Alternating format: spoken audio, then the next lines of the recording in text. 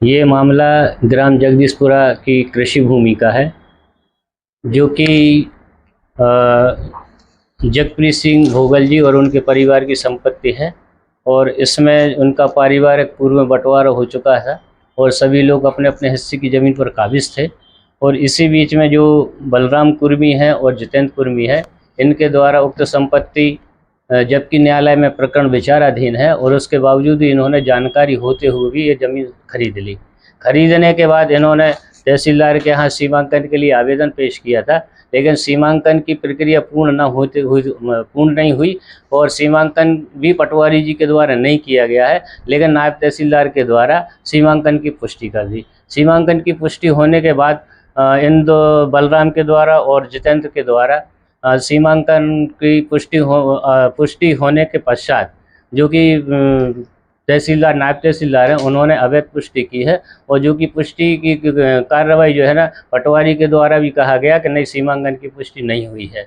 उसके बावजूद ही उन्होंने अवैध आदेश पारित कर दिया और उस अवैध आदेश के आधार पर जगप्रीत सिंह भोगल की जो संपत्ति है उसको अवैध कब्जा हटाने के लिए उन्होंने आवेदन पेश किया। जो आवेदन उन्होंने 13/2/26 को पेश किया था और 13/2/26 को पेश करने के बाद इतने शीघ्रतापूर्वक नायब तहसीलदार के द्वारा 11/5 में आदेश कर दिया। यानी 2-3 महीने के अंदर अंदर ये आदेश पारित हो गया और हमें तारीख दी गई थी 14 तारीख, लेकिन तहसीलदार साहब ने कहा कि साहब ये अपने मन से लिख कर लिए, जबकि मजिस्ट्रेट जो भी हम लोग को तारीख देते हैं वही हम लोग करते हैं, तारीख नोट करते हैं। तारीख नोट करने के बाद भी जब हम 14 तारीख को पहुँचे श्रीमान तहसीलदार के यहाँ पे, तो उन्होंने कहा साहब ये तो 11 तारीख में ही आदेश हो गया। तो हमने कहा साहब जो आपने हमें तारीख दी थी 14 तारीख, तो ये कैसे आदेश हो? कह रहे नहीं साहब वो तो आदेश हो गया। जब मैंने ऑर्डर शीट पढ़ी तो उन्होंने यही लिखा कि साहब ना तो वकील उपस्थित थे ना उनके, और मेरी भी उन्होंने लिख दिया कि सब वकील साहब पर, वकील साहब अपनी मन से लिख कर दी। जबकि वास्तविकता है कि हम लोग कोई भी तारीख नोट करते हैं ना, तो बगैर मजिस्ट्रेट की अनुमति के हम लोग कोई डेट नहीं करते। उसके बावजूद भी उन्होंने जो है ना गलत आदेश का पारित कर दिया। और अब आदेश पारित करने के बाद हमने बेदखली की कार्रवाई को रोकने के लिए आवेदन दिया। हमारे आवेदन पे भी कोई सुनाई उन्होंने अस्वीकार कर दिया और 7 दिन के अंदर उन्होंने कब्जा छुड़ाने के लिए कार्रवाई कर दी है, जो कि अवैध है। प्रक्रिया के तहत ये कि जो भी आदेश होते हैं उनकी विधिवत सुनवाई होती है। विधिवत सुनवाई होने के बाद ही कोई भी ऑर्डर होता है। आपने हमें सुना भी नहीं, हमारे केस में बयान भी नहीं लिया, ना ही हमारी बहस सुनी, ना ही हमारे लिए सुना गया है। उसके बावजूद भी ऑर्डर कर दिए। ये नायब तहसीलदार व्रत भानगढ़ रतिराम अहरवाल नायब तहसीलदार हैं, उनके द्वारा की गई है। अब चूँकि मैंने तारीख मांगी थी, साहब उनको तारीख दो, लेकिन उनका ऐसा कहना था कि नहीं साहब तारीख नहीं मिली, ये हमें बहुत जल्दी से जल्दी निराकरण करना है। हमने उनसे पूछा कि साहब यही मामला क्यों निराकरण करना है शीघ्र से, और अन्य मामले भी ऐसे हैं जो शीघ्र निराकृत नहीं किए जा सकते।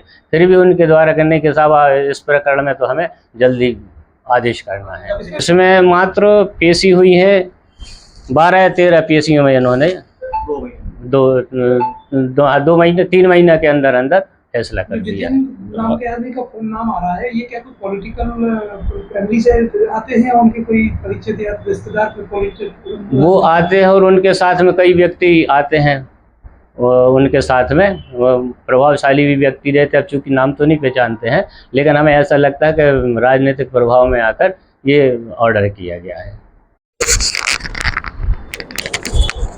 ली थी मालगुजारी थी, हमारी मालगुजारी की ज़मीन है।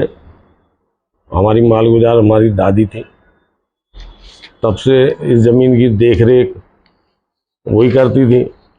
फिर जब हमारे पिताजी बड़े हुए तो फिर वो आए और उन्होंने अपने गांव में रहकर पूरी ज़मीन की देख रेख की, आबाद करी। उस समय तो आबाद भी नहीं थी।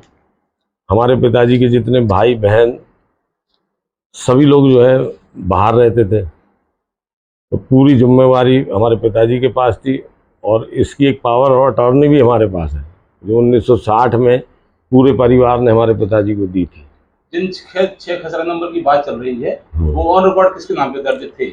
ऑन रिकॉर्ड हमारे भाइयों के नाम पे दर्ज थे, मगर उस पर खेती हम ही करते चले आ रहे और उन्होंने वो ज़मीन हमें दे रखी थी। उसके एवज में हम उनको भुगतान कर चुके हैं पहले, और वहाँ का जो हमारा दिल्ली का एक शेयर था इनकी फैक्ट्री में, ज्योति हैंडलूम में, उस शेयर का पूरा भुगतान हमने उन्हीं को कर दिया, शेयर उन्हीं के पास छोड़ दिया। उसके बदले उन्होंने हमें ये ज़मीन छोड़ दी थी। मतलब आपने उनको पेमेंट कर दिया, लेकिन उन्होंने जमीन की जो नाम थे वो आपके नाम पे नहीं किया थी जमीन? हमने भी ऐसा कुछ ज़्यादा हम लोगों में डिस्प्यूट था भी नहीं, और नाम से हम करवाते। अभी तक तो हमारी मदर जिंदा थी और उससे पहले पिताजी थे, तो कभी कोई डिस्प्यूट था ही नहीं हम तो लोगों को। उन्होंने बिना आपको विश्वास में लिए जमीन का विक्रय कर दिया? ना हमें बताया, ना हमसे पूछा, ना हमें खबर दी। जबकि जमीन पे कब्जा आपका है। जमीन है ही हमारी, कब्जा क्या। तो वैसे जो अभी फैसला हुआ है, जो अभी आरोप लगाए गए हैं कि कोर्ट न्यायिक प्रक्रिया में भी आपका भेदभाव किया गया है, तो उस पर क्या लगता है आपके लिए कोई राजनीतिक दबाव था, क्या था? वो तो साफ दिखता है ना कि हमारे तो किसी के गवाह को भी नहीं बुलवाया गया, हमें भी पूरे गवाह बयान नहीं देने दिए गए, और पेपर्स के लिए भी समय नहीं दिया गया। हमें तो उसमें बहुत सारे पेपर्स अपने लगाने हैं। भाई आप हमारी ज़मीन ले रहे हो तो आप सोच समझ के ही लोगे ना, पूरा विचार करके लोगे। अगर आप न्यायालय हो तो न्यायालय एक पक्षी कार्रवाई थोड़ा करता है, न्यायालय तो न्याय देता है। तो ये न्याय कहाँ से हुआ? ये आपको लगता है कि जो नायब तहसीलदार साहब ने जो प्रकरण का वो निर्णय दिया है, वह उनका जो है उचित और सही निर्णय नहीं है? वो तो स्पष्ट दिख रहा है ना। कौन हो सकता है? जब उसमें पैमाइश ही नहीं हुई है, ज़मीन नापी नहीं गई, हमारी पैतृक ज़मीनें हैं, एक दूसरे से खतरे लगे हुए हैं, जुड़े हुए हैं। अब यही नहीं पता कि किसका निशान कहाँ से है। हमारे सामने अभी तक पैमाइश नहीं हुई है हमारे गांव में। जब से हम अपनी खेती कर रहे हैं तो हमारे कभी भी ज़मीनें नापी नहीं गई हैं अभी तक। अपन ने ये जब फसल लगी हुई तब सीमांकन का अपन ने मना किया होगा, तो उसके बाद इन्होंने बेदखली का नोटिस जारी किया है? नहीं, उसके बाद उसकी पुष्टि कर दी, और पिछले जो पूर्व तहसीलदार थे उन्होंने उसकी पुष्टि कर दी कि ये सीमांकन, इसको हमने मान लिया।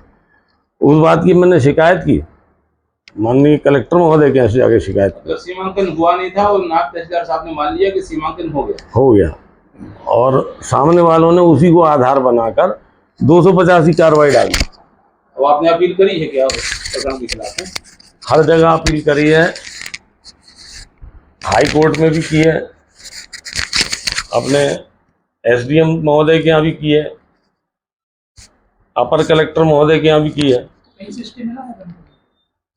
अभी सुनवाई का तो उनको टाइम नहीं मिल रहा, हमें नकलें नहीं मिल पा रही। वो क्या, उनको हम पूरी चीज़ें प्रस्तुत करेंगे, तर्क वितर्क करेंगे, तभी तो कोई फैसला देंगे। उससे पहले इनको ज़मीन हमसे छुड़ाना है जल्दी। अब यदि आदेश हो गया और वो कार्रवाई के लिए पहुंच गए आपके पास कब्जा हटवाने के लिए, तब आप क्या करेंगे? अब ये तो वहाँ पे जो समय बताएगा उसके हिसाब से चलेंगे। आना तो नहीं चाहिए उनको। कौन हो सकता है इस राजनीतिक दबाव के पीछे?